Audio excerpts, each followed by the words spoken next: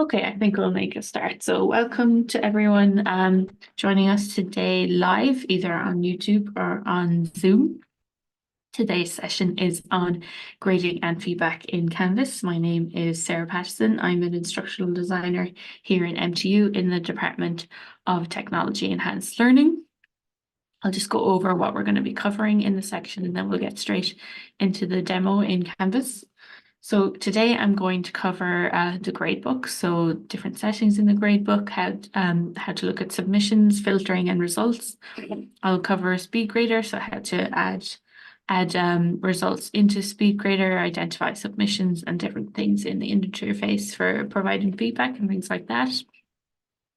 I'll also cover a little bit of Ouriginal. So if you have an assignment that was set up as an original assignment, I can show you how to access reports and analyze and interpret them.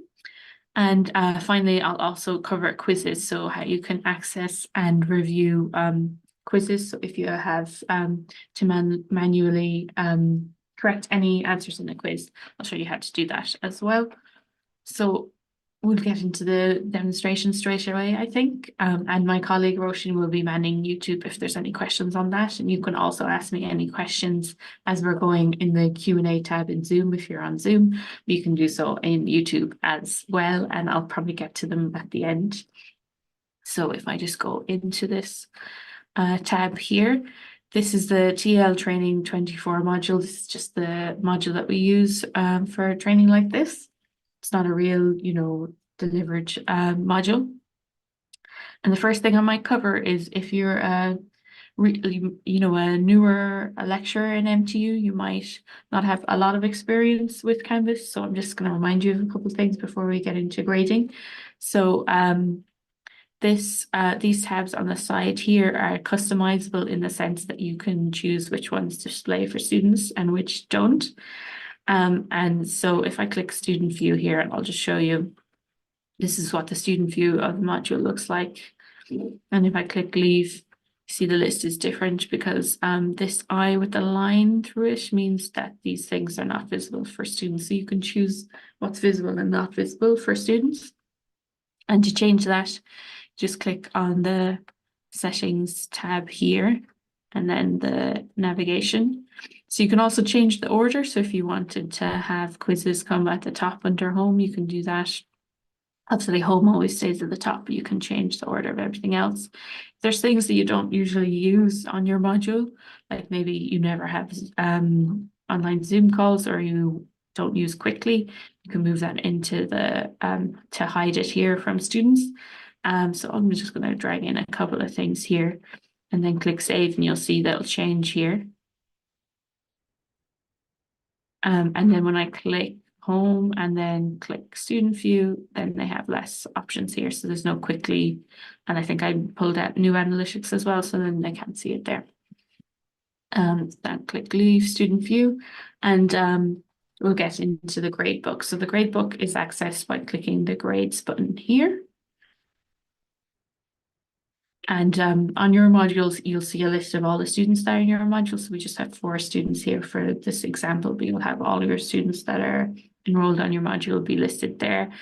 And then it'll also show you all your assignments and quizzes that were graded. So I've got a bunch of assignments here. I've got 2 quizzes as well.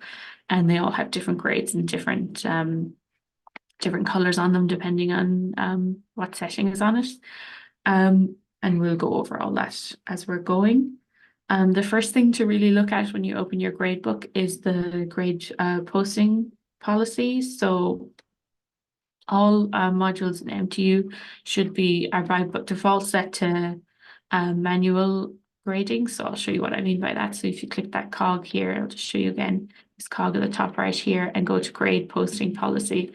All MTU modules should be by default set to manually posting grades. So, but you would maybe want to check just to make sure that yours is set that way.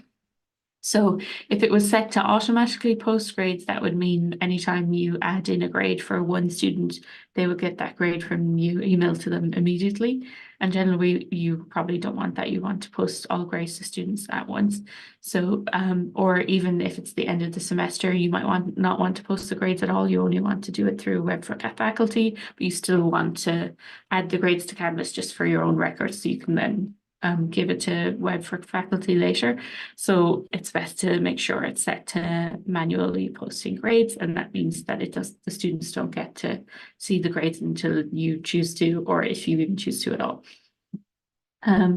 Also something to note here while we're on this screen is late policies. So if you have students that are late or even missing from uploading an assignment, you can do some automated things here. So you could automatically apply a certain grade for missing submissions and add that in there. There's also a late policy where you can apply a certain deduction based on intervals. So if I click this button here, I could say any student that's late, they each day they lose 10% of their marks. You could set it there, or you can even do it for hours if you want to. And you can set a lowest possible grade there as well, and then just apply those settings. So that's handy if you wanted to do something like that. Then if you want to go into Speedgrader, you can do so from here on an assignment. So if you hover over assignments, any of the assignments or quizzes have this options icon, these three dots. And you can click on those and there's lots of options there, but I'm just going to show you how to get Speedgrader. So you just click Speedgrader and it'll bring up that assignment in Speedgrader. But alternatively, if you had opened the assignment either like from here, you can click Speedgrader there, or if you were on the assignment tab and not in the gradebook, for example, you could click into the assignment and then click Speedgrader, and you'd also get to Speedgrader that way. So I'm just going to leave it open on this one and go back to the gradebook here for later. So Speedgrader is just a tool where you can add feedback to your students and then give them their grades at the grades. And also you can do specific grade feedback on whatever they upload. So if they've uploaded a Word file or a PDF or a PowerPoint, that can be viewable in Speedgrader, and then you can give them feedback on it. So it's very handy. So you'll see you have your list of students up here in Speedgrader, and you can go click through them. And any student that doesn't have a submission will come up as like gray. I can actually show you that on another assignment, I think. Here, so you'll see we've got Roisin and test students didn't submit to that. You can see this student does not have a submissions for this assignment. That means that they're missing, they didn't upload anything. So if I just go back into the other one for this example, I'm going to go into test student. So you'll also see when your student submitted the assignment. So this assignment that I had set up for an example was due on Monday, the 22nd of April at 8:40 a.m. And this student, just test student, they're down as submitted on the 24th of April at 3:46. So they submitted late, so they're labeled as late. Your student could have a good reason that they were submitted late, that you want to excuse them from that, and you can do that by just clicking this pencil tool here, and you can say missing, excused, or none. And if I click none there, it'll just update, and then now they're not marked as late in Speedgrader. I'll also show you if I go into Lauren's submission here. You might have set up your assignment to allow for multiple attempts or multiple submissions. And that means that students might upload their work to the assignment and then decide, actually, I have a newer version I want to upload instead. And if they do that before the until time on your assignment, they can do that if you've allowed multiple attempts. So you'll see here, the student has multiple attempts here, and it's just important to note to be looking at the most recent version of it. And Canvas does actually tell you when you're not on the most recent one, so that's helpful if you accidentally open an older version. One thing to note on this as well is something that's come up a couple of times from lecturers emailing us, is sometimes you might have an assignment where you want your students to upload multiple documents, and they might accidentally upload it as multiple attempts rather than uploading two documents in one go, and then it might come up as two different things here.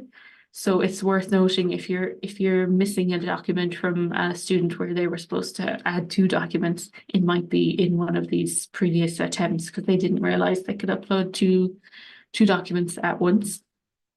So that's worth noting. Now I'm going to go back into test student just to show you the comment boxes. We have comments down here on that one.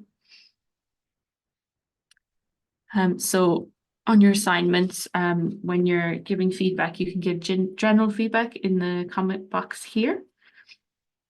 So I'm sure you've probably seen it before. You can just say good job and add your comment and then click submit.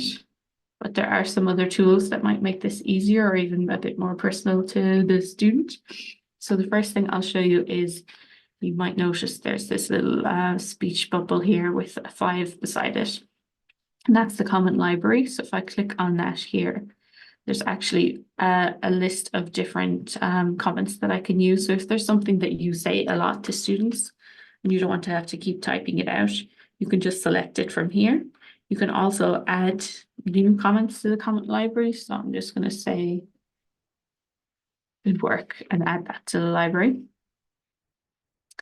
And I've also have it set, you could set it so that it shows suggestions when typing. So if I start typing any of these comments, it'll suggest it to me. So I'm just going to go back in and start typing.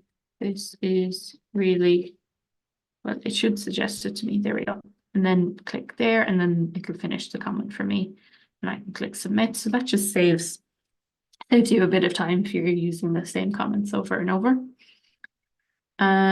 Another thing you can do is attach files to your as a comment. So if you wanted to give students an example of a good assignment, or if you just want to give them some sort of resource to look at, you can click here and then attach a file and then attach that to your comment.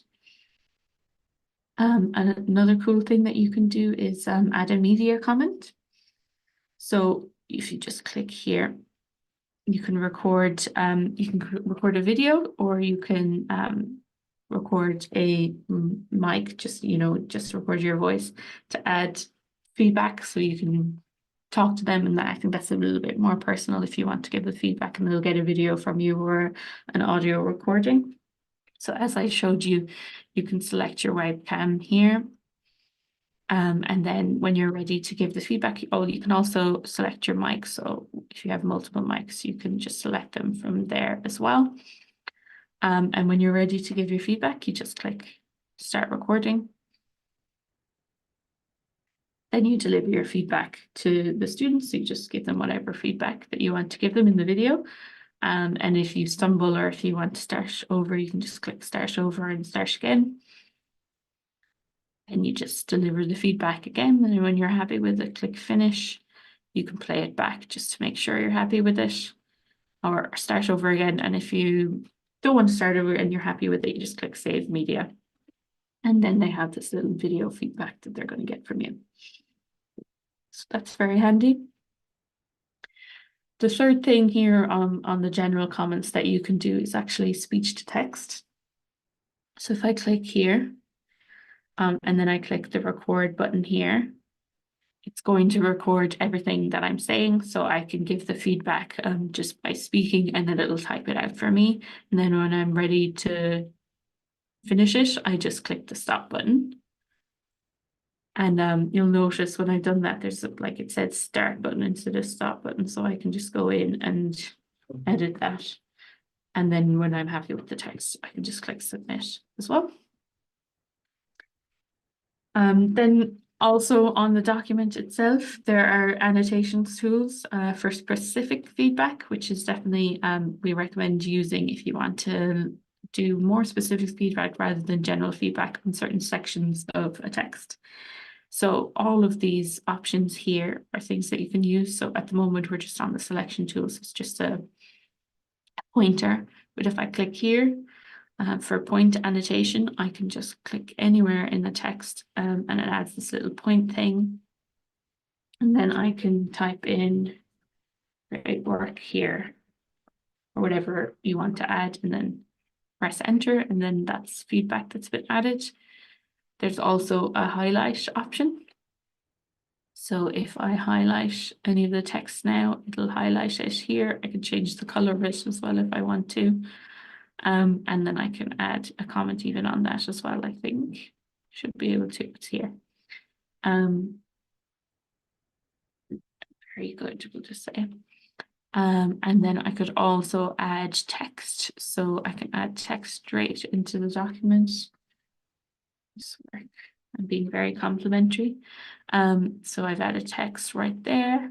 There's also a strike through button, strike through option where I can highlight things and it'll strike through. And then I could add a comment saying unnecessary or something. Can't spell unnecessary, not needed. There's also a drawing tool. So if you wanted to, point to something or just do any kind of drawing, you can draw on the text as well. And finally, there's annotation where you can annotate an area basically by drawing a box. So I could just highlight over the box and then over a paragraph, and then it would be a box around it. And great point I'm going to put in. And so those are all the different options that you can use for annotating the submission from your students. Then when you're happy with, you've gone over all the student, you're ready to give them the grade, you can add the grade here.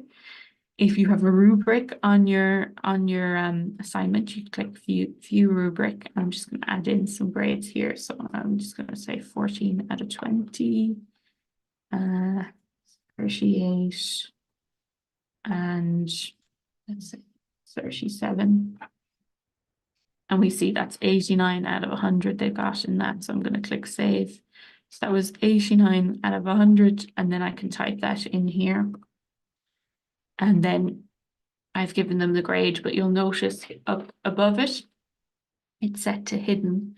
So that means that while I have this grade here, I've put it in, the student can't see it unless I post it to them. But it's good to have, it'll still be in the gradebook. So if you're exporting the gradebook to put into web for faculty at the end of the semester, you have it all there, but the student can't see it unless you post it. Next thing I will look at is I'm going to go back into the gradebook. So let me just exit out of here and I'll show you a little bit of Ouriginal. So this is the original assignment example that we have on this module. And there's two submissions on it. You'll notice one of them has this blue icon and the other one has a red one. And blue means that there's a low similarity score. So Ouriginal is our plagiarism detection tool, and it's saying that there's a low similarity score on this assignment. And then for this one, it's red, and that means that there's a high similarity score. So there's a higher chance that this person plagiarized. So we always suggest that you go in and investigate further rather than just taking Ouriginal's word for it. So if I go in and I click Speedgrader, it's opened up on the one that has the high similarity score. So that's the one that I want to investigate, really. But I will show you the other one just to show you. It's very clearly, let's let it load up and I'll show you. It's this person wrote that, and I could go in and investigate that score, but I'll show you the high similarity one, since we'll get more results on that. It'll take a second to load. And you'll see here, just to get a high similarity score in Ouriginal, I literally printed out a PDF from Wikipedia, so I would get this high score. So obviously this whole thing was plagiarized, but I like, your students aren't going to print out a Wikipedia page, but this is just to show the example. And in order to investigate further, all you have to do is click on this, the number 96% and then it'll load up Ouriginal. It usually takes a couple of seconds to load up. And this is then the report from Ouriginal. And there's a few different options that you can go through on this. So for overview, you can click on these blocks, and there's blocks of text that has high similarity scores, and it'll tell you the source that they think it's from. So they're obviously correct that it's from Wikipedia. And click here, you can see different other blocks. You can also click on findings, and that's basically where you can go through the blocks kind of in sections, like here, the matches. And again, it shows you that it's from Wikipedia. Sources as well. You could see all the sources that they think the document is from. And then document as well. That's kind of like a side-by-side thing that you can do to see the different similarities as well. If you wanted to allow certain sources for your students and you want to exclude them from the report, or even certain sections you think actually it's okay that they use that, you can click on the block of that section and then click exclude, and then you'll see their similarity score goes down. So I was at 96, I think, and now I'm at 68. You could also allow a whole source. So this one is Wikipedia. If I excluded that, then it goes way down to 27. But then there are some other sources that they say it's coming from. So that's how you exclude resources. Then at the top right here, there's a couple of options that you can use. So if you had excluded some of the resources, but then you change your mind and you want to reset it back to the report state when you first opened it, you just click this button here. And you'll see that it's going to go back up to the 96% there. You can also click this button here to export the report as PDF if you want that. And here is a share button, so you can share the report. If I click that, you can send it to a colleague if you want to share the report with them. And then here on the top right, there's an options button as well. So you can click that, and it's just kind of how different things are displayed. So you can show quotes, brackets, text differences, etc. And then there's just some support things here as well if you want to have some support with using Ouriginal. So that's basically an overview of how to interpret Ouriginal results. So now I'm going to go back into the gradebook and go over messaging students from the gradebook. So you might want to message all students that didn't submit to an assignment to remind them of an assignment, or maybe you want to message all students that got a certain grade, under a certain grade maybe. So to do that, you can just hover over the assignment again and click that options button and see there's an option here called message students who. So I'm going to click that and see here there's a bunch of options of the criteria for the messaging. So there's have not yet submitted, have not been graded, scored more than, scored less than, or reassigned. So everybody submits this one, so no one's coming up. Have not been graded is one student. So it'll just show you, if you click the show all recipients, it'll show who comes under that criteria before you send it. If I say scored more than 80, then just one student comes up, or scored less than 80, just one student comes up as well.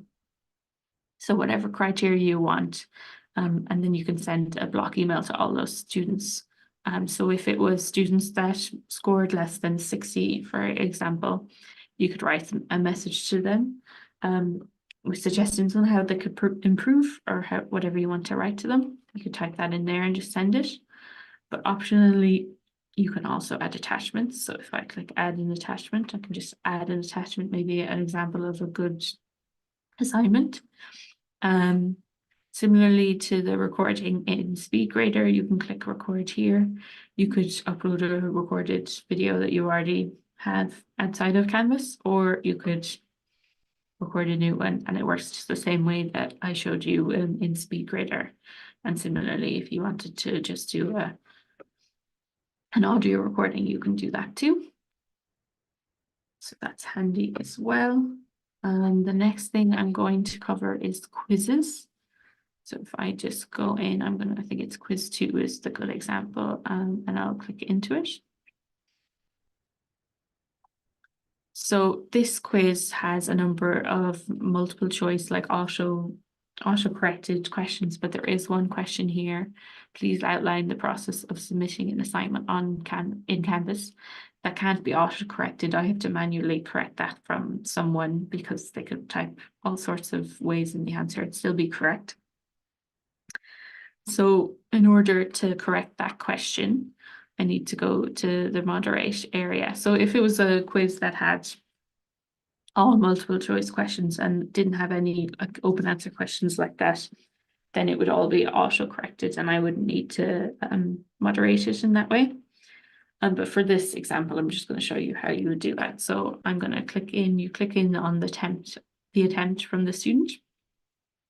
And then you'll see here it says following questions need review. So that's question 2, the one that has the open answer. So it's please outline the process of submitting an assignment in Canvas. And it's just I've written test answer.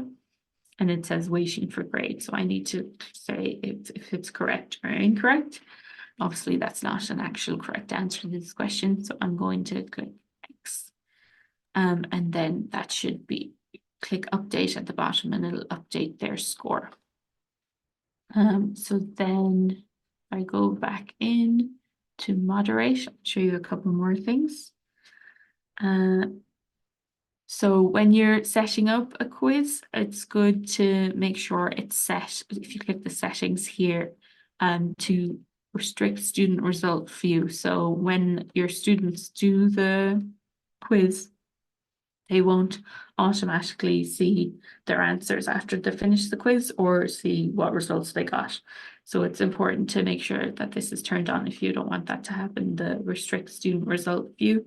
You also leave all of these other options blank. So literally when they do the quiz, they won't get any feedback at all until you actually choose to post it, if you do choose to post it at the end of the semester.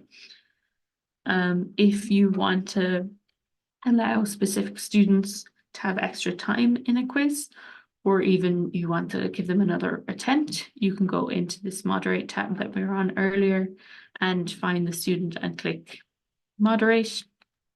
You can reopen their attempt so they can go back in and continue the quiz. You can give them additional attempts, or you can give them time adjustments. So you might have a specific student that needs a bit more time on the quiz, and you want to allow them to be able to have more time. You can do that by clicking give additional time and say how much longer they have to do the quiz, or you can remove the time limit completely from that student. One thing to note on this is if you set up your quiz with an until date on it where it gets cut off, you might need to edit that to allow that student to be able to still access the quiz. This won't override your until date in the quizzes. Then I'm going to go back into the gradebook again, I think. So if I just click grades again. And this is just a few final things. So there's some view options. So I think previously when we've shown view options, they were over here, but over the last year, Canvas has updated the view a little bit. So instead you have to click this cog icon here and then click view options. And you can see you can arrange your gradebook however way you want. So you can have A to Z, set to A, oldest, newest, all these options here. You can also add a notes column in your gradebook. So if I apply that, you can see now there's a notes one. So if you want to add notes here, you can. And then click save, and then you'll have notes beside each student if you wanted to. And then you can also change the status color. So if you'll notice, the red here means missing, and the blue means late. So that person was late. And you saw earlier that that test student was marked as late. And also if they were resubmitted, dropped, excused, and you can edit the colors if you wanted to there as well. Then for prepping the grades for Web for Faculty, you can export them from Canvas just by using this export button here. You either export the current gradebook view or the entire gradebook. So you just click that. It'll take a few seconds and then it will download to your machine. And then when I open that up, that's the gradebook. So then you can take all that, those marks and then prep them for Web for Faculty. There's also some filters that you can use. So if I click apply filters, I can filter the gradebook to only show assignments or only show quizzes or only show original assignments even. I can filter them by status and I can filter which ones have submissions or no submissions, etc. And even I can filter them by date. So I think I've covered everything really, but I'm going to go back into the presentation for some supports. So Canvas Tier 1 themselves have 24/7 support in live web chat, and I'll show you how you can actually get to that. Just click the help icon here, and you can click web chat with Canvas support, and you can click the faculty one. You can also submit a ticket to them rather than live support. And then you can call them, their number is here, or you can email them at support@instructure.com. For local support, so for MTU specific issues, you email service desk at mtu.ie. And basically that would be things like if you can't log into Canvas, if you maybe can't do the authentication, that's kind of a service desk related issue because they handle authentication. But if you want support on how to use things in Canvas or Zoom, then you would email us in tel@edtech@mtu.ie. We also have a department website, which has been recently done up a bit. So if I open it and show you. From the department website, you can find a lot of our resources just by clicking staff resources up here and then scrolling down. So we've got a link to our help docs, our YouTube channel, and even a link to email us. So if I click on this link here, we have help documents on Zoom and on Canvas, and you'll even see here there's a whole section on Canvas assessment that probably covers most of what I've covered today in this training session. Back in here again, we have our YouTube channel as well. It's Technology Enhanced Learning MTU. If you click on the live tab, there are all of our trainings that we've done over the past few years. So if there's anything that you need training on, you can find video training there. Then also we have a module in Canvas called Canvas Learn. This is, I'll just open it here, but all staff, I'm just going to do student view because this is the view you'll see it in. All staff have been enrolled on this module. It's called Canvas Learn. So it should be on your own Canvas dashboard. And it has training in how to use Canvas. And I'll just show you what's relevant for today. There's a feedback and grading section in it. So if you just click into that, it'll show you how to give feedback and grade people in Canvas. And there's even some interactive bits. So this is just an interactive thing showing you the gradebook. And if it's a bit small for you, you can open it as well and then see the different parts of the gradebook as well. And yeah, I think that's it. So I might just wait to see if anyone has any questions. And Ouriginal, you might let me know if anyone has questions on YouTube. But if anybody in the Zoom call has questions, please just leave them in the Q&A tab and I can get back to them. I'll just wait for a minute here.